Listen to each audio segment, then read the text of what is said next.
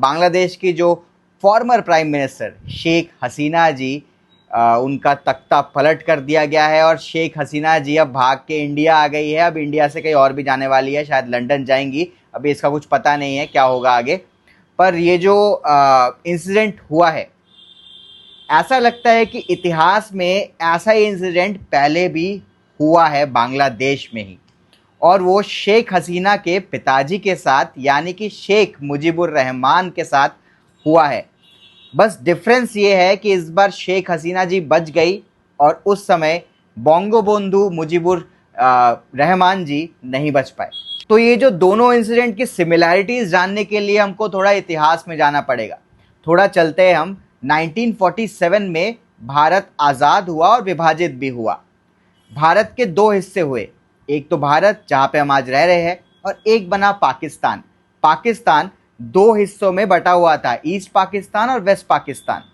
East Pakistan Bengali dominated था, West Pakistan Punjabi Urdu dominated.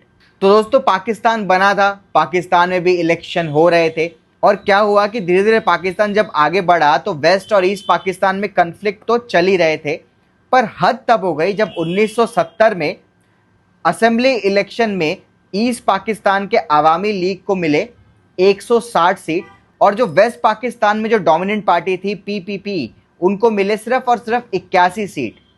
तो इस हिसाब से तो अवामी लीग के जो मेन शेख मुजीबुर रहमान, उनको पाकिस्तान का प्रेसिडेंट बनना था।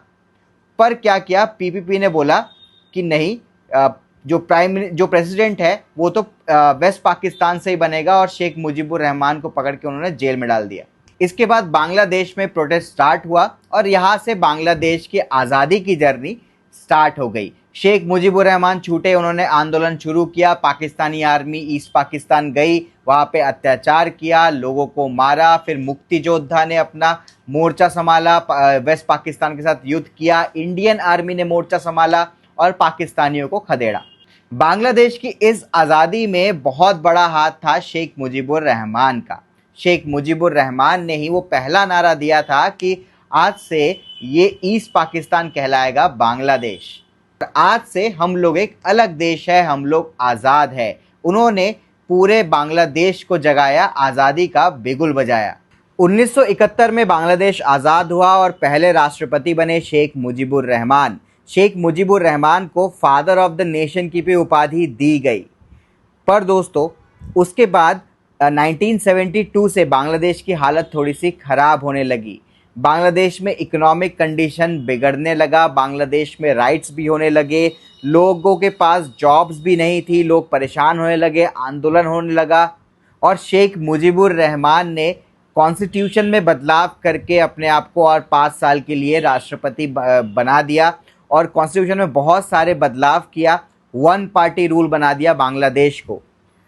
इसके साथ लिंक हम अभी भी हम लोग कर सकते हैं, जैसे कि शेख हसीना ने जो भी ऑपोजिशन था, बीएनपी के जो लीडर थे जिया खालिदा, उन सबको जेल में डाल के वन पार्टी रूल बांग्लादेश में बना दिया। अभी शेख हसीना ने खाली अवामी लीग ही इलेक्शन लड़ी थी और कोई ऑपोजिशन नहीं था।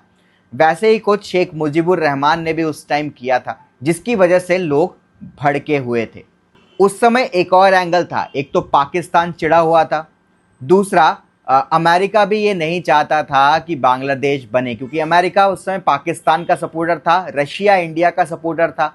हम सबको वो कहानी पता ही है कैसे जब अमेरिका ने अपना शिप भेजा था तो एक साइड पे रशिया ने भी अपना शिप भेज दिया था कि आप इंडिया पे हमला नहीं कर सकते जब तक हम खड़े हैं इंडिया के साथ। तो ये एक स्टोरी थी। तो अमेरिका भी कहीं ना कहीं चिढ़ा हुआ था।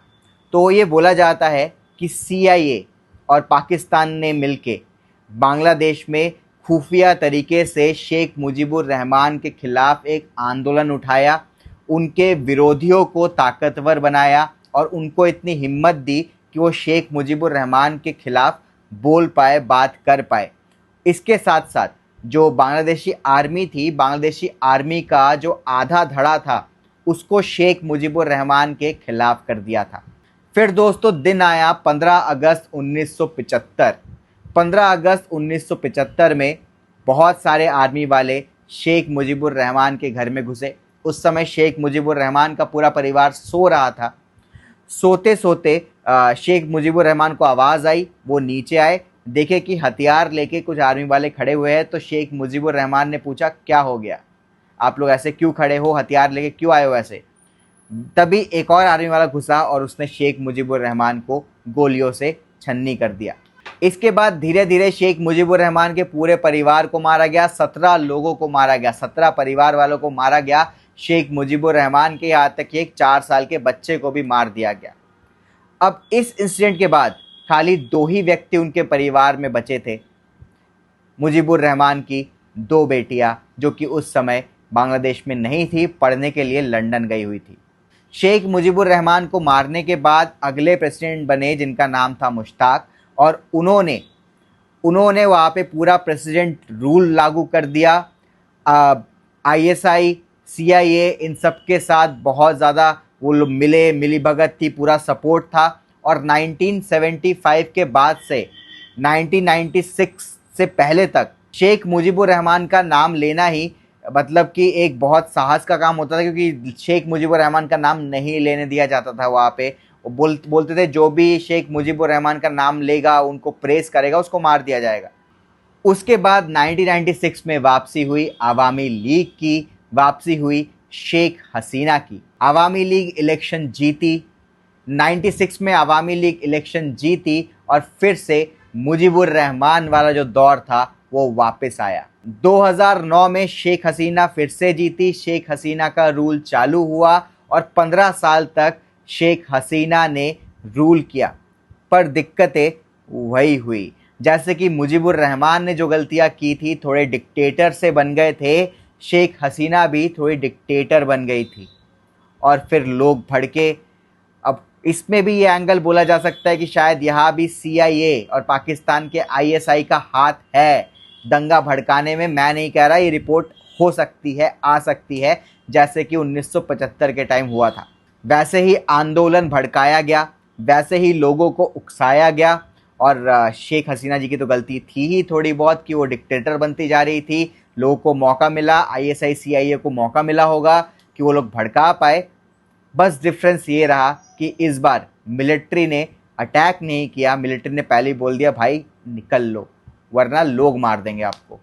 तो ऐसे शेख हसीना जी बच गई। तो ये था थोड़ा बहुत लिंक शेख हसीना और उनके पिताजी मुजीबुर रहमान के दोनों सिनेरियो में। आपको ये कहानी अच्छी लगी होगी तो ज़रूर हमको सब्सक्राइब करें, ऐसे ही हम और इंटरेस्टिंग वीडियोस लेके आते रहते हैं। जय हिंद।